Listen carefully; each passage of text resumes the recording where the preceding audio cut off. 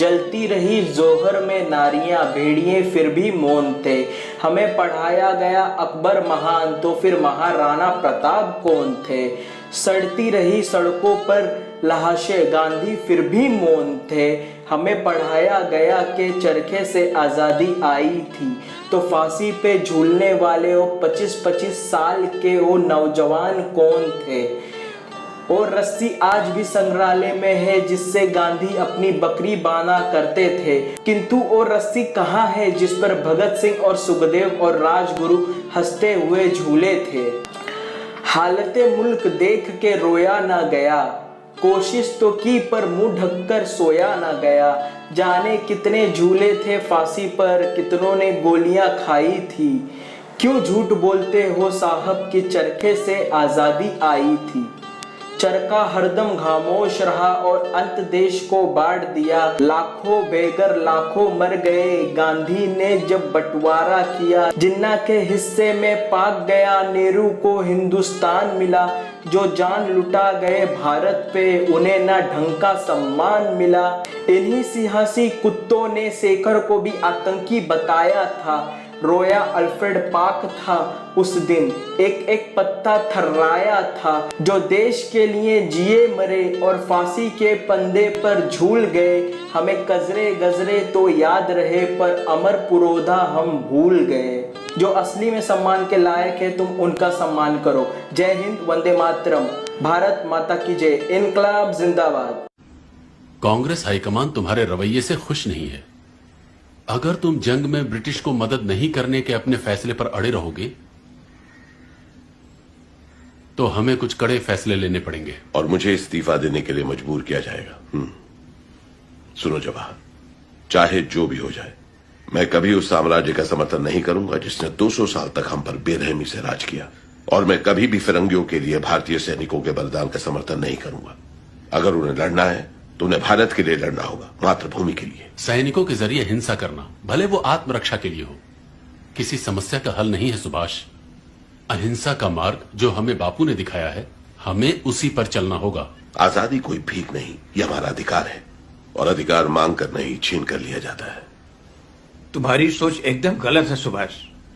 हिंसा से कभी कुछ हासिल नहीं होता। भारत की आजादी का एकमात्र उपाय है अहिंसा, मेरा ये मानना है।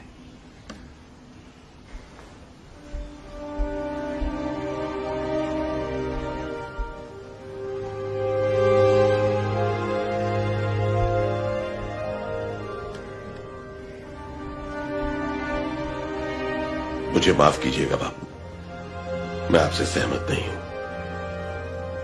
आप लोग अपने तरीके से आजादी के लिए लड़िए, मैं अपने हिसाब से लड़ता हूं। मुझे आशीर्वाद दीजिए कि मैं आजादी छीन कर आजाद हिंदुस्तान में वापस आ सकूं।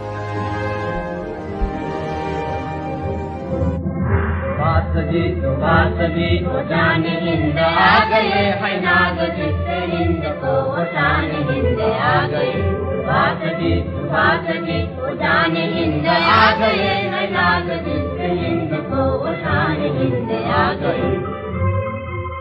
जिस आदमी ने, जिस शख्स ने और जिसके सैनिकों ने हमें आजादी दी, आपने उनको जिंदा दफना दिया। 60,000 की इंडियन नेशनल आर्मी थी जो सुभाष चंद्र बोस ने रेस करी थी, खड़ी करी थी। 3 डिविजन्स थी इसके अंदर और इनमें से 60,000 में से 26,000, जरा आंकड़ों पे ध्यान दीजिए, 60,000 में से 26,000 शहादत और कुर्बानी उनको मिली, प्राप्त हुई। वो लड़ते लड़ते मरे ताकि आप और मैं आजाद हो। 26,000 की कुर्बानी और आप कह रहे हैं दे दी हमें आजादी, बिना खड़क बिना ढाल। तुम्हारा मैं मुंह तोड़ दूं।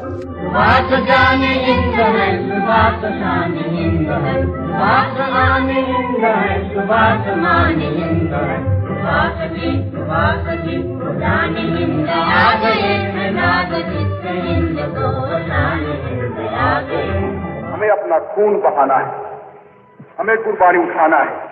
कोई बात नहीं है हम जिंदा रहेंगे या तो मरेंगे, कोई बात नहीं है। बात सही बात यह है, अहम बात यह है आखिर में हमारी कामयाबी होगी, हिंदुस्तान आजाद होगा। हमारे अतीत में छुपा हुआ एक बहुत बड़ा धोखा है। ब्रिटेन ने भारत को आजादी दी। इसकी बड़ी वजह थी आजाद हिंद फौज के सैनिकों के बलिदान से पैदा हुई राष्ट्रवाद की भावना। वर्ष 1945 से वर्ष 1991 के बीच क्लेमेंट एटली ब्रिटेन के प्रधानमंत्री थे। इसी दौरान भारत को आजादी दी गई, यानी जब भारत आजाद हुआ तब एटली ही ब्रिटेन के प्रधानमंत्री थे। आजादी के बाद क्लेमेंट एटली ने भारत का दौरा किया था। उस वक्त पश्चिम बंगाल के कार्यवाहक गवर्नर जस्टिस पीबी चक्रवर्ती थे। वो कलकत्ता हाईकोर्ट के चीफ जस्टिस थे। जस्टिस चक्रवर्ती ने इतिहासकार आरसी मजूमदार की किताब अ हिस्ट्री ऑफ बंगाल के प्रकाशक को एक पत्र लिखा। इस पत्र में उन्होंने लिखा कि जब मैं गवर्नर था तब भारत को सत्ता सौंपने वाले ब्रिटेन के पूर्व प्रधानमंत्री एटली ने कोलकाता के राजभवन में 2 दिन बिताए थे। उस समय मैंने आजादी के वास्तविक कारणों के बारे में उनके साथ लंबी चर्चा की। एटली के लिए मेरा सीधा सवाल यह था कि महात्मा गांधी का भारत छोड़ो आंदोलन कुछ समय पहले ही खत्म हो गया था और 1947 में ऐसी कोई परिस्थिति नहीं थी कि ब्रिटेन को जल्दबाजी में भारत छोड़ना पड़े। इसके जवाब में एटली ने पीबी चक्रवर्ती को कई कारण बताए भारत छोड़ने के। एटली ने कहा कि नेताजी सुभाष चंद्र बोस की सैन्य गतिविधियों की वजह से भारत की सेना और नौसेना के सैनिकों की वफादारी ब्रिटिश क्राउन यानी ब्रिटिश राज के प्रति कम हो रही थी। इस चर्चा के अंत में पीबी चक्रवर्ती ने एटली से यह पूछा कि भारत छोड़ने के फैसले पर महात्मा गांधी का कितना असर था। इस सवाल को सुनकर एटली ने मुस्कुराते हुए सिर्फ एक शब्द का इस्तेमाल किया और वो शब्द था मिनिमल, यानी कम से कम। यानी महात्मा गांधी का जो प्रभाव था इस फैसले पर कि अंग्रेज भारत छोड़कर जाएं, उसमें महात्मा गांधी का प्रभाव मिनिमल था, यानी मामूली था।